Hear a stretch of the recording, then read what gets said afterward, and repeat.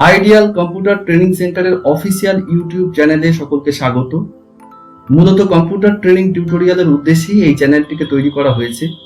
আজকের টিউটোরিয়ালটি পুরোপুরি দেখুন। ভালো লাগলে অবশ্যই সাবস্ক্রাইব, লাইক, শেয়ার এবং কমেন্টস করবেন। চলুন একটুও সময় নষ্ট না করে আজকের টিউটোরিয়ালটি শুরু করা যাক।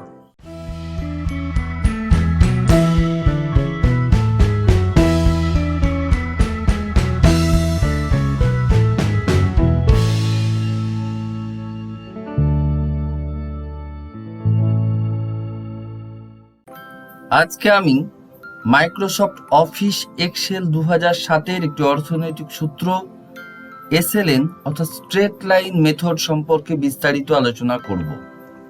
এক্সেল সম্পর্কিত আমার প্রত্যেকটি আলোচনা তাদের উদ্দেশ্যে যারা প্রতিনিয়ত তাদের ব্যবহারিক হিসাব নিকাশের ক্ষেত্রে এবং কর্মক্ষেত্রে MS অফিস এক্সেল নিয়ে কাজ করে থাকেন। আমার আলোচনা সার্থক হবে তখনই যখন আমার এই আলোচনাগুলি আপনাদের ব্যবহারিক ক্ষেত্রে কাজে লাগবে। আশা রাখি শুরু থেকে শেষ পর্যন্ত আমার প্রত্যেকটি আলোচনা আপনারা শুনবেন। আমি ট্যাগলাইন ও ডেসক্রিপশনে সমস্ত আলোচনার লিঙ্ক দিয়ে দিয়েছি। আসুন আজকের আলোচনা শুরু করি। আমি স্ক্রিনে দেখতে পাচ্ছি আজকের আলোচনার যে বিষয়বস্তু সেটা সম্পর্কে আমি আগে থেকেই তথ্য দিয়ে রেখেছি। SLN সম্পর্কিত তথ্য। The Excel SLN function returns the depreciation of an asset for one period calculated with a straight line method.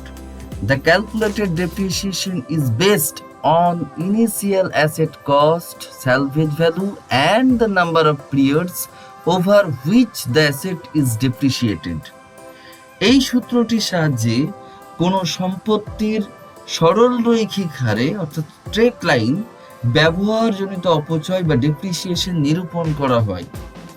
নির্দিষ্ট মেয়াদ শেষে সম্পত্তির কোনো মূল্য যা হবে তার উপর ভিত্তি করে প্রতি বছর ডেপ্রিসিয়েশন সরল রৈখিক হারে বের করার জন্য এই ফাংশনটি ব্যবহার করা হয়। এখন পারপাসটা কি? পারপাসটা হচ্ছে ডেপ্রিসিয়েশন স্ট্রেট লাইন ভাবে অর্থাৎ সরল রৈখিক যে সমহারে ক্ষতির পরিমাণ সেটা জানানো যাবে এখান থেকে।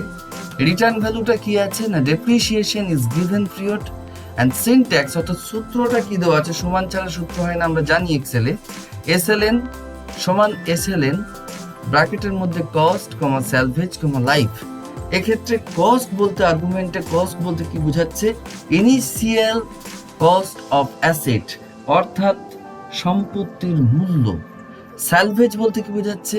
Asset value at the end of the depreciation অর্থাৎ ব্যবহারকাল শেষে অবশিষ্ট মূল্য।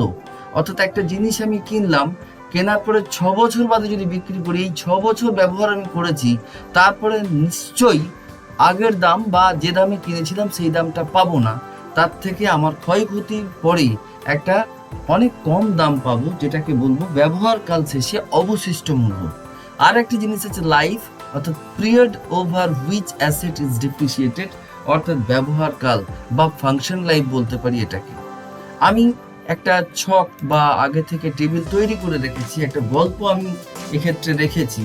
আমার গল্পটা ঠিক এরকম। আমি প্রথমেই লিখেছি SLN এর পুরো নামটা স্ট্রেট লাইন মেথড, এবং এখানে একটা গল্প রেখেছি যে আমি ধরা যাক একটা ল্যাপটপ কিনেছি 1,20,000 টাকা দিয়ে, যার ফাংশন লাইফ আমি রেখেছি 6 বছর।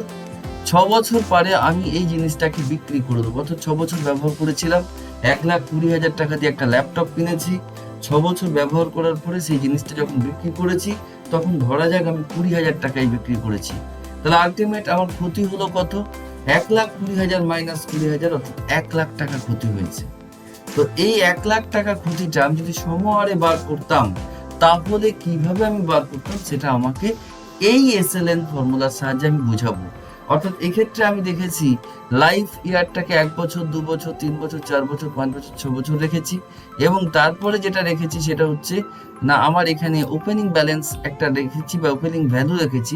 আমি এটাকে অবশ্যই রাখবো সমান এই জায়গায় 1,20,000 টাকাটাকে রেখে দেবো, অর্থাৎ B2 B2 ঘরে 1,20,000 টাকা বা কস্ট আছে বলে আমি এটাকে রেখেছি, অর্থাৎ ওপেনিং ভ্যালু আমার বেরিয়ে গেল 1,20,000 টাকা।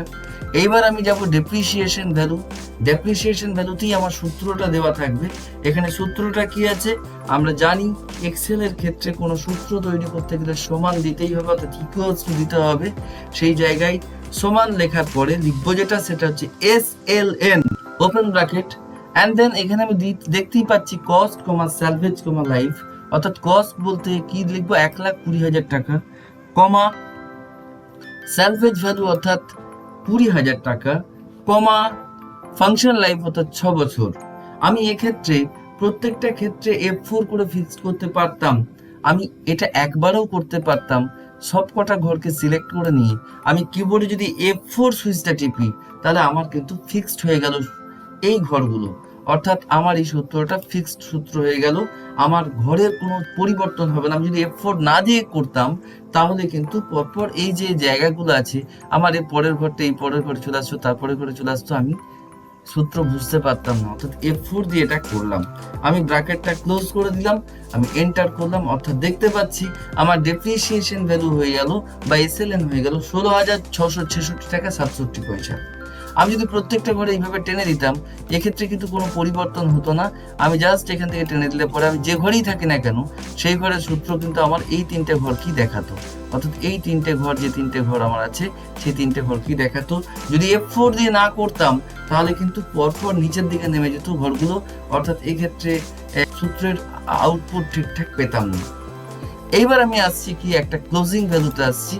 ক্লোজিং ভ্যালুতে আমি এখানে ড্র্যাগ করে সবকটা ঘরকে টেনে দিয়েছি ডেপ্রিসিয়েশন ভ্যালুর ক্ষেত্রে 6 বছর পর্যন্ত।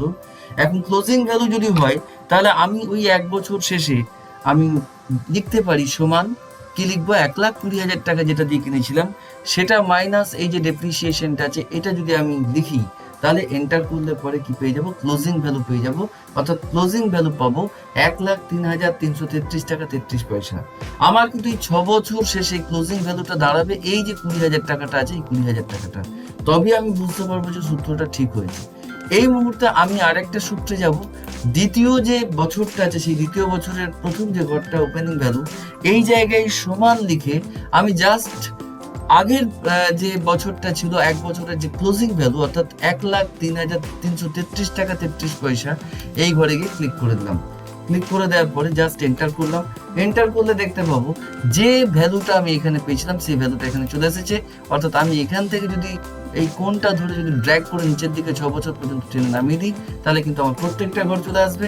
এবং আরেকটা ম্যাজিক দেখতে পাবো, যদি আমি এই মুহূর্তে ক্লোজিং ভ্যালুটাকে পরপর টেনে দিই তাহলে কিন্তু আমি পুরো সিস্টেমটা দেখতে পাবো এবং একেবারে শেষকালে দেখতে পাবো মজার বিষয়, 6 বছরের শেষে আমি দেখতে পাবো 20,000 টাকা আমার ক্লোজিং ব্যালেন্স চলে এসেছে, অর্থাৎ স্যালভেজ ভ্যালু যেটা আমি 20,000 টাকা পেয়েছিলাম বিক্রি করে 6 বছর বাদে, 6 বছর ব্যবহার করার পরে ল্যাপটপটা যখন বিক্রি করেছিলাম 20,000 টাকা পেয়েছিলাম, এবং কিভাবে পেয়েছিলাম সেটা কিন্তু আমি এখানে স্পষ্টভাবে দেখতে পেলাম।